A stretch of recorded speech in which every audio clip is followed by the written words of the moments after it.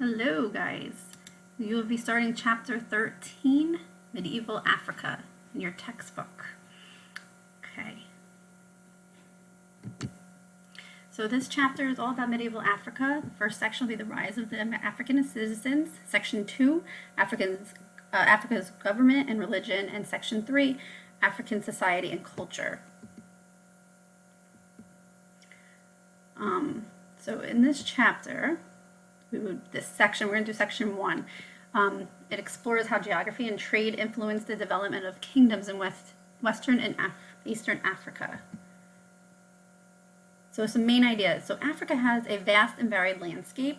We know that it has the Nile River, the longest river in Africa that floods every year. So they have a rich soil and they're very good with farming. So the West African empires grew rich from trade.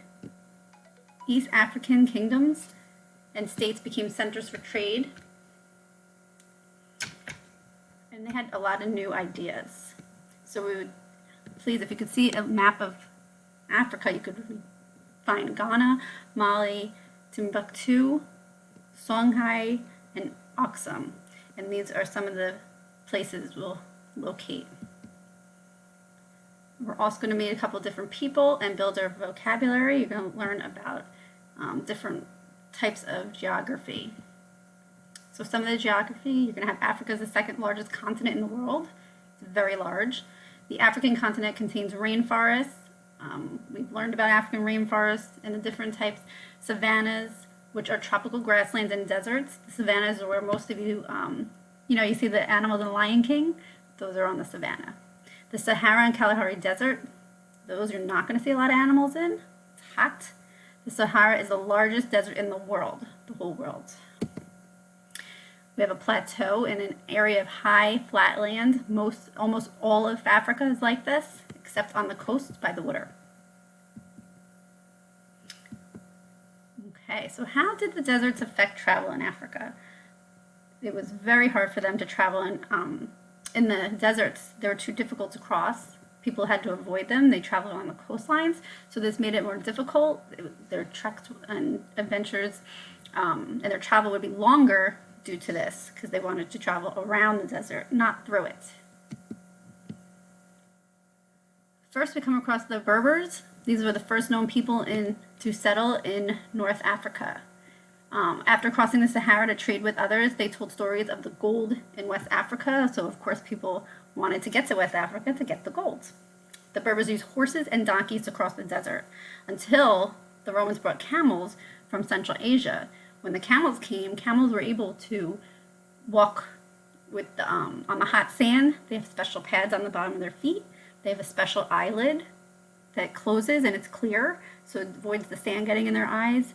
And also, camels have 3 different stomachs, so that they were able to hold and store water.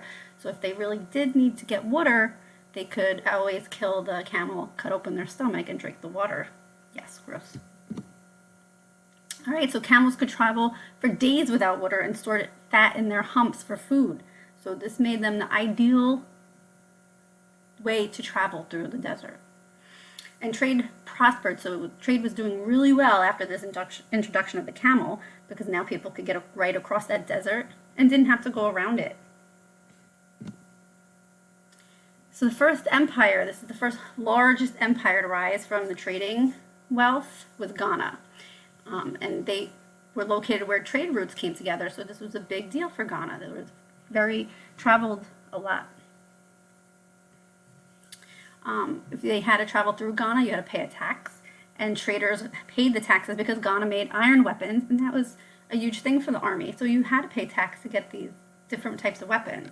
You wanted the iron weapons that were strong. Also, the traders wanted the trade items, especially salt and gold. All right, they would pay any price. Ghana fell in the 1200s because of the constant fighting between Ghana rulers and North African Muslims. The discovery of gold outside of Ghana control was exhausted soil, so that was too poor for farming. So they couldn't make the money in trade anymore. Ghana was replaced with the Kingdom of Mali. So, for Mali, the legend of the warrior king named Soundiata Keita, who seized Ghana and then won control of Timbuktu. This was a major trading city.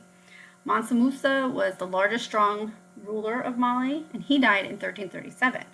The kings who followed him were unable to stop the Berbers from overrunning the kingdom.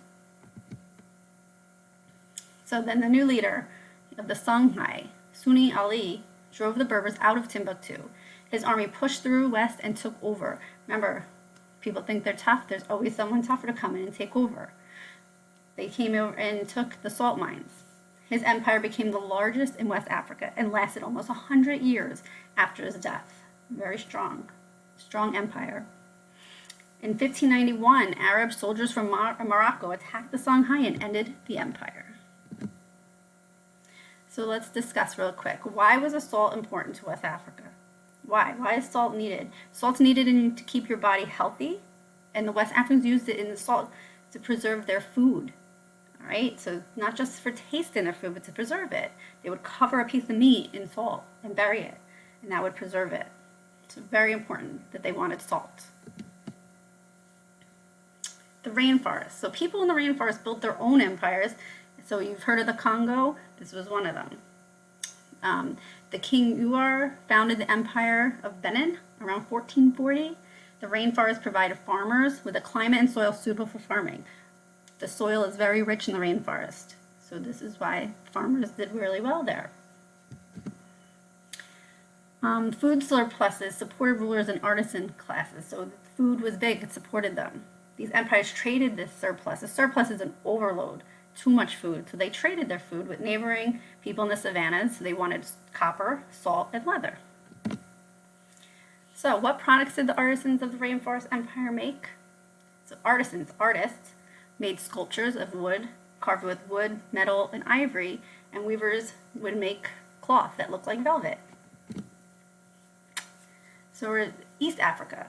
The country of Ethiopia today traces its origins to Queen Makeda, who became queen of the empire called Saba or Sheba in 1005 BC.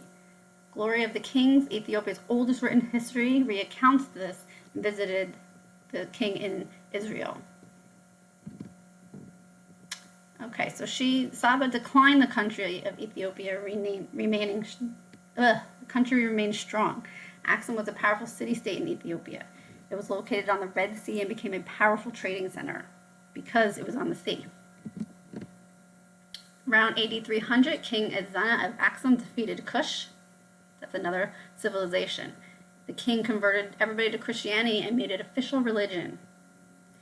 So the Arabs invented a triangular sails called dhows that helped them sail to Africa.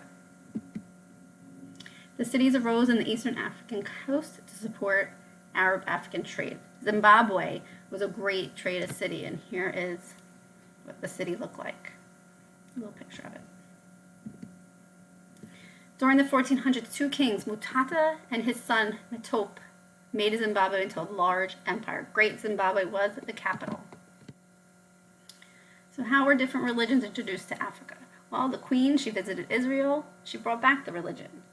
King Ezna brought Christianity to the people of Axum, and Arab Muslims brought Islam to East Africa. So people would go to different places and bring things back and introduce it to their people. So section 1 review. So what items were traded in the Kingdom of West Africa? With salt, cloth from the north, and gold and ivory from the west. What city-states grew as trading ports in East Africa and why were they successful? So these different places, they grew by trading ports and became part of the Indian Ocean trading network. Which African kingdoms developed away from the coast? How did their economies compare to other African kingdoms?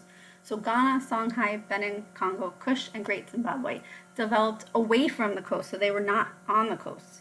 Their economies were based on control of land trade routes, food surpluses, and goods from the interior Africa. So they were the ones that, the inside of the country, the inner country, they used all the stuff they could have and traded it. All right, so now explain how the Sahara was both a barrier to and a highway for trade. I need you to comment on the Google Classroom to answer this. So remember, the Sahara Desert People stayed away from it for reasons, and then they used it for different reasons. So explain to me how they used it and why they stayed away from it. Okay? I look forward to hearing your answers. Bye.